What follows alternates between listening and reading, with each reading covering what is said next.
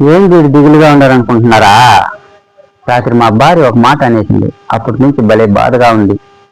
ఏమనిందంటారా?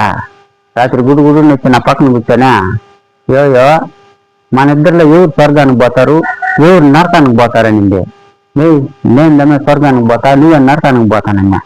ఏమో లేదు లేదు, నేను దా స్వర్గానికి పోతాను, నువ్వు దా నరకానికి పోతావనింది. నేను ఒప్పుకోలా. సరియా నువ్వు ఎట్టపోతావు స్వర్గానికి అనింది. నేను చచ్చి పైకి పోతానే, రంభ ఊరవసి మేనకలు వచ్చి నా చేయి బట్టి అట్నే తోడుకొని పోతారు, అదే నాకు స్వర్గం అన్నా. దానికా అసలు అంటది, అప్పుడు నన్ను ఎటు చూడకపోతారో అనింది. నేను నిన్ను ఒక నల్ల గండుకో తీసి తోడుకొని పోతుంది మొన్న.